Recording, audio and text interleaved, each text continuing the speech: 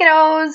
In this video, I'm going to be reading the first few chapters in our new Magic Treehouse book. This is another Merlin mission. It is called Summer of the Sea Serpent. If you are following along at home, this book begins on page 1 with chapter 1, and there are 12 chapters in this book. So we will read 3 chapters the first 2 days and then 2 chapters the rest of the week, and that will finish our book by Friday. So let's see here. Chapter 1 is called Summer Solstice. Jack was sitting on the porch reading the newspaper. It was a warm summer day, but the porch was shady and cool. Annie poked her head out of the screen door. "Hey, Mom says she'll drive us to the lake this afternoon," she said. Jack didn't raise his eyes from the weather page. "Did you know that today is the summer solstice?" he said. "What's that?" asked Annie. "It's the official first day of summer," said Jack. "There's more daylight today than any other day of the year." "Cool," said Annie. "Starting tomorrow, the days will get shorter and shorter," said Jack. A loud screech came from overhead. "Look," said Annie, "a seagull." Jack looked up. A large white gull was circling in the bright noon sky. "What's he doing here?" asked Jack. "The ocean's 2 hours away." The gull swooped down and screeched again. "Maybe he's a messenger from Morgan or Merlin," said Annie. "Maybe one of them sent him to tell us that the treehouse is finally back." Jack's heart began to pound. He put down the newspaper. "You think so?" he asked. Jack and Annie hadn't seen the magic treehouse since their Merlin mission to the haunted castle last Halloween. Jack had begun to worry that the treehouse might never come back. "Look, he's flying towards the woods," said Annie. Jack jumped up. "Oh, okay, let's go." "We'll be back soon, Mom," Annie called. Then she and Jack dashed across their yard. They ran down their street and into the Frog Creek woods. The shady woods were dappled with sunlight. The air smelled fresh and clean. Jack and Annie hurried past the leafy trees until they came to the tallest oak. High in the oak branches, the magic treehouse was waiting for them. "Wow," Jack and Annie said together. The treehouse looked exactly the same as when they'd last seen it. Annie grabbed the rope ladder and started up. Jack followed. When they climbed inside the treehouse, no one was there. "Look, our royal invitation is still here," said Annie. She picked up the card that had taken them to Camelot on Christmas Eve. "And our leaf from Merlin is still here," said Jack. He picked up the yellow autumn leaf that had sent them on their Halloween mission. "This is new," said Annie. She picked up a pale blue seashell. The shell was shaped like a small fan. There was writing on it. "Hey, this looks like Merlin's handwriting," Annie said. "We must be going on another mission for Merlin." She read aloud the message from the magician. "To Jack and Annie of Frog Creek, on this summer solstice, journey to the land lost in mist, to a time even before Camelot. Follow my rhyme to complete your mission. M." Annie looked up. "What rhyme?" she said. "Let me see." Jack took the shell from her and turned it over. On the other side was a poem. Jack read the poem aloud.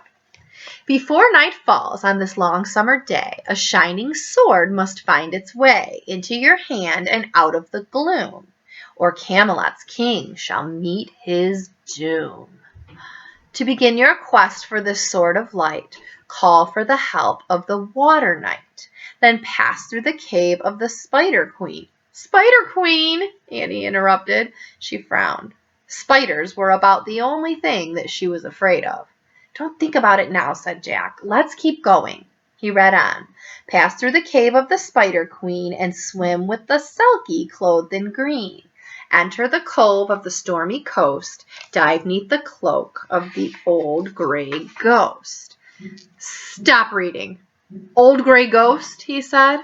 "Don't think about it now," said Annie. "Keep going." Jack read more. "Answer a question with love, not fear. With rhyme and sword, your home is near." Both Jack and Annie were silent for a moment. "That's a lot to do before nightfall," Jack finally said. "Yeah," said Annie. "I'm a little worried about that spider part." "And the ghost part," said Jack. Hey, said Annie, if we're going on another Merlin mission, I'll bet Teddy'll come with us. He can help us get through the scary parts. Right, said Jack. Just hearing Teddy's name made him feel braver. So, said Annie, onward? Onward was Teddy's favorite word.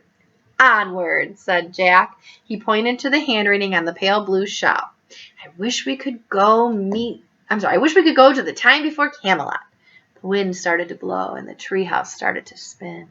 It spun faster and faster, and then everything was still. Absolutely still. Chapter 2. The Water Knight. A salty breeze blew into the treehouse. Seagulls screeched overhead. Jack and Annie looked out the treehouse window.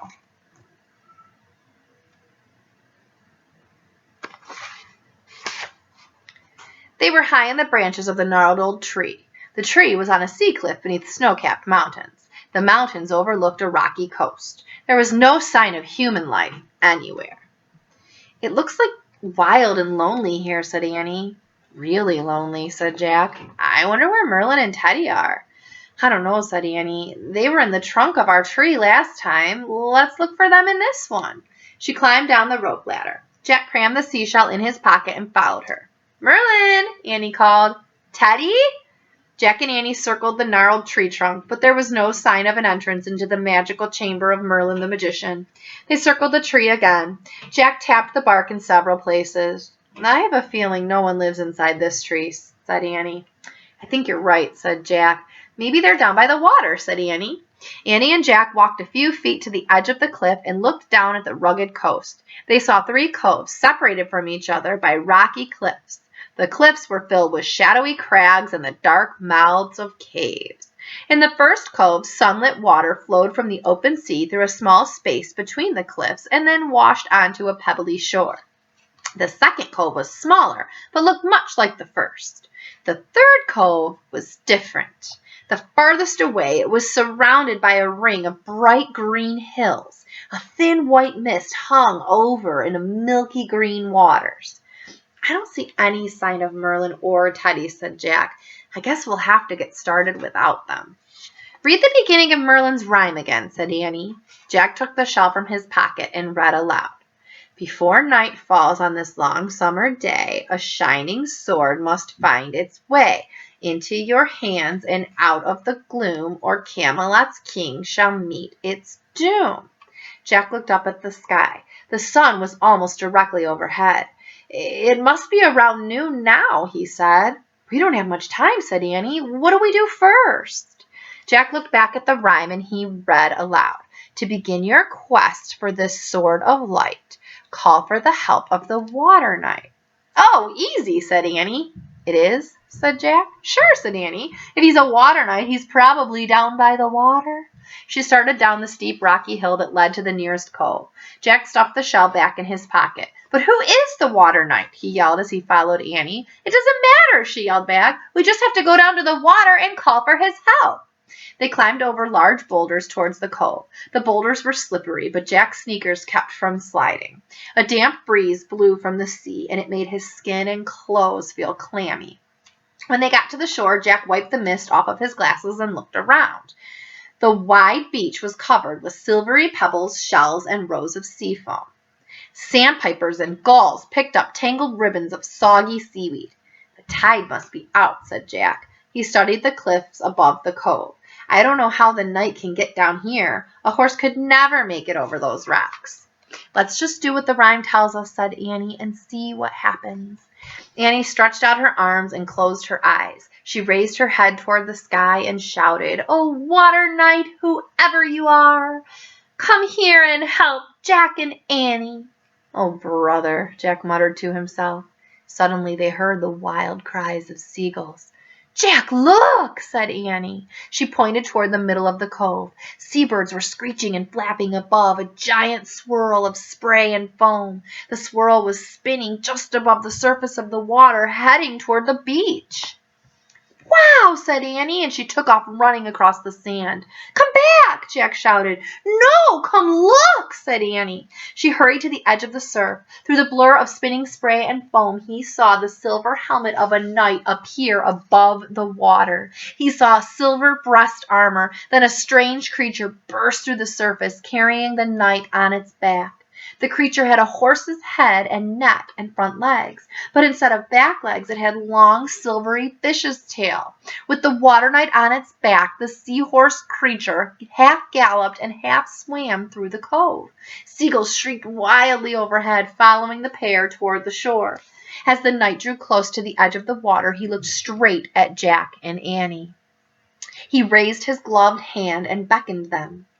Okay, we're coming, she cried, and she started pulling off her sneakers. Wait, let's think about this, said Jack. We don't have time, said Annie. He wants to help us. He's like the stag that came for us in Camelot. No, he isn't, said Jack. He's much weirder. But Annie tossed her sneakers onto the rocks and splashed through the shallow water. The knight held out his hand and helped her up onto the strange horse creature. The creature splashed its fishtail against the water, sending up a fountain of spray. Come on, Jack, Annie yelled. We can't waste time.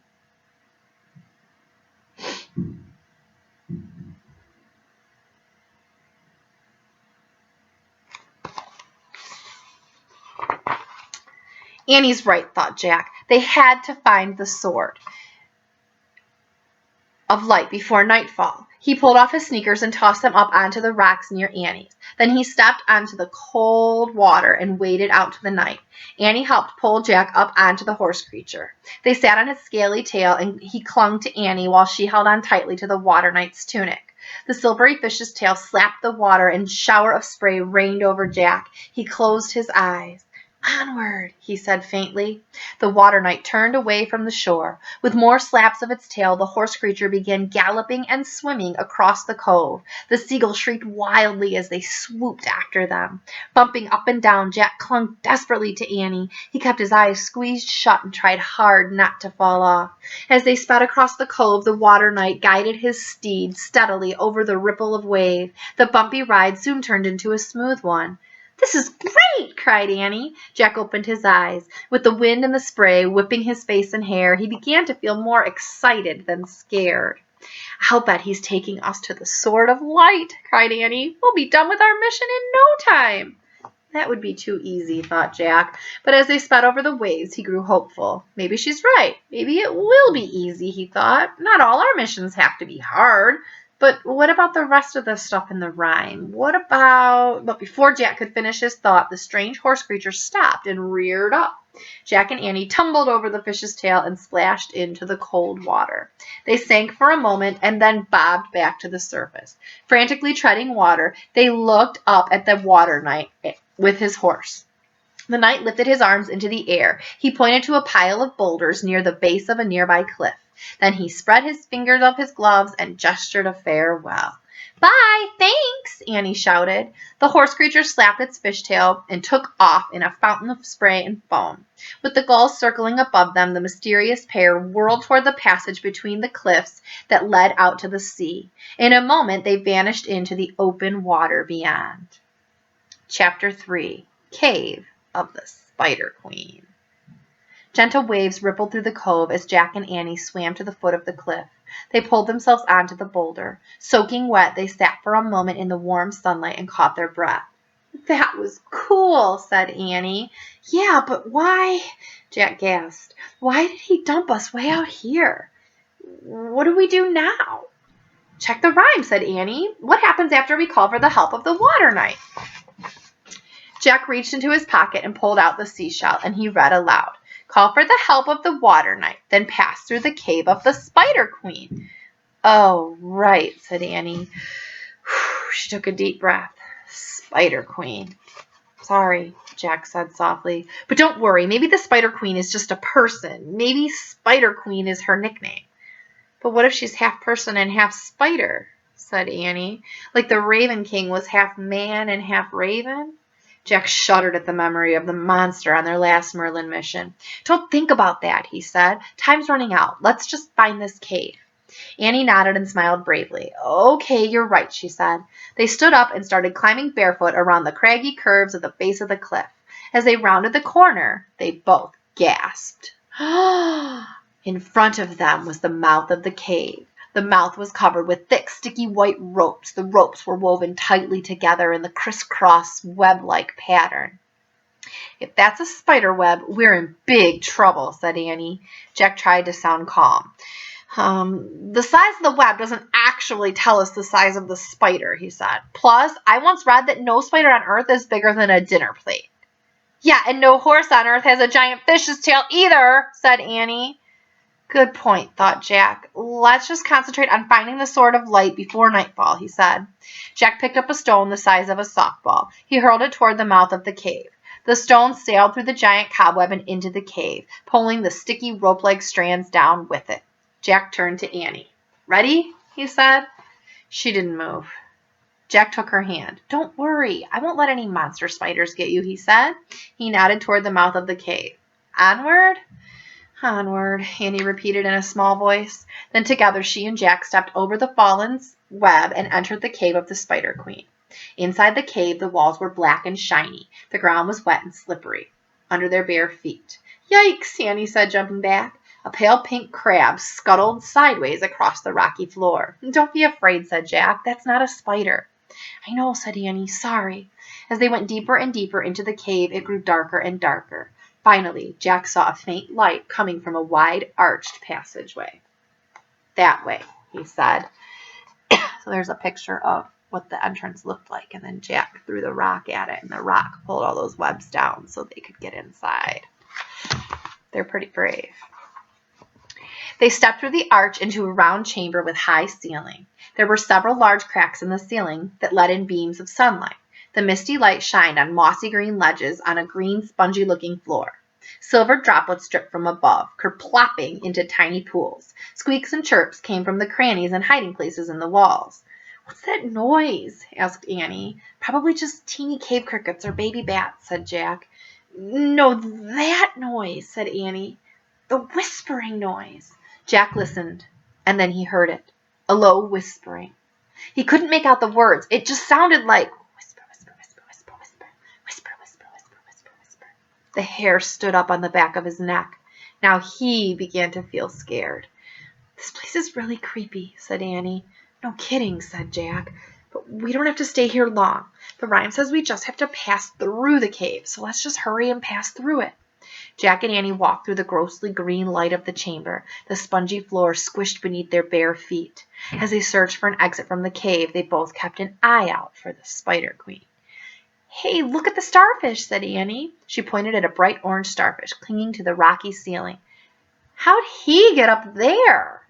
Before Jack could answer, a wave crashed into the chamber and water splashed over Jack and Annie. Yikes, said Annie. She and Jack jumped onto the mossy ledge jutting out from the wall. The wave washed back out. There was a moment of quiet, and then another wave surged into the chamber. It splashed against the cave walls, soaking Jack and Annie again. Oh, man, said Jack. The tide must be coming in. Soon this whole cave will be flooded. The wave receded. For a moment, all was quiet again. We'd better leave now, said Jack. Quick, go back the way we came in. Jack and Annie jumped down from the ledge, but before they could escape, another wave crashed into the cave. This one swept them off of their feet and pulled them down into the foamy water. Jack grabbed Annie's hand. Fighting the swirling current, they climbed back onto the mossy ledge. The water churned and gurgled around the chamber. We can't go back the way we came in, said Jack. The waves will just keep knocking us down, and we'll get caught in the current.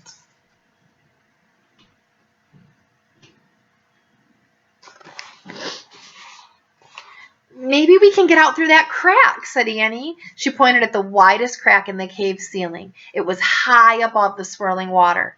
It's too high, said Jack. We can't get up there. He looked frantically around the flooded cave, searching for another way out. Suddenly, he froze in horror. Clinging to the ledge near the ceiling crack was the Spider Queen. She had 8 red, glowing eyes. She had 8 long, hairy legs, and she was much bigger than a dinner plate. The Spider Queen was bigger than Jack. We're going to stop there. Whew, what a place to stop. Boys and girls, tomorrow we will read more and find out what's going to happen to Jack and Annie in the cave of the Spider Queen. I hope you enjoyed today's chapters. We'll see you later, friends.